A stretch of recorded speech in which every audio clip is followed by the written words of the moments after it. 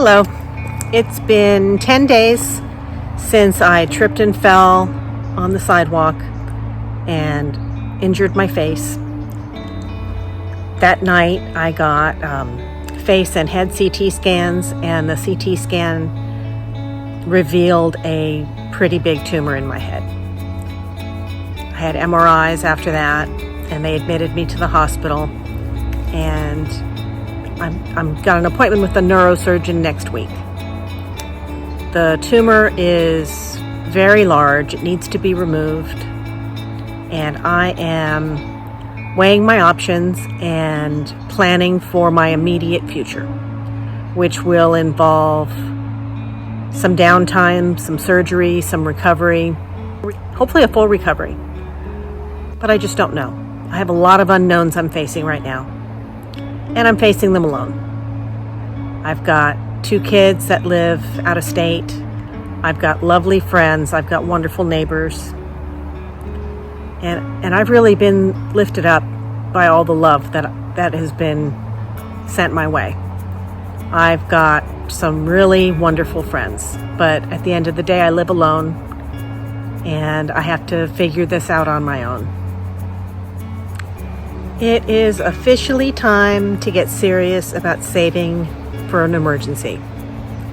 I am faced with an emergency. I could be scheduled for surgery in the next few weeks. I could be facing 2 to 3 months of not working or longer. I could come out of surgery and not be able to work anymore. There's a lot of unknowns in my future.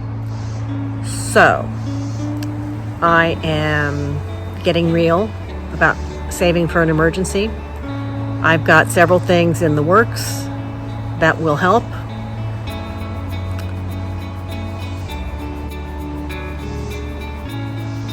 I've been focused on paying off credit cards and paying down my mortgage, which is nice and great, and I will make progress as long as nothing ever goes wrong. But guess what? Something really went wrong. I can't even believe it. So I am making this because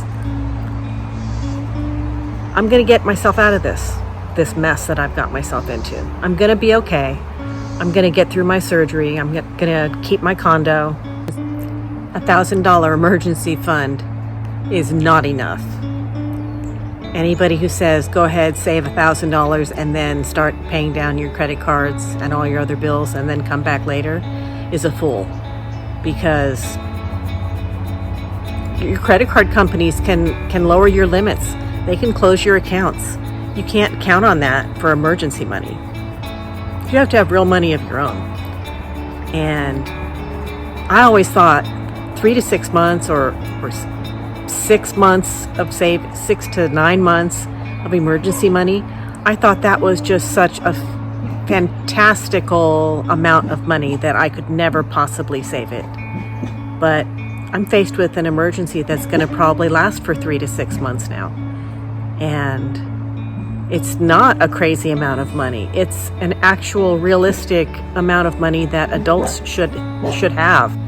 So much more important than clothes or shoes or decor or a new countertop or anything else frivolous that you can think of that I would love to buy. You know, I would love to fix up my condo and make it beautiful, but if I can't make the mortgage for the next 6 months, what's it for?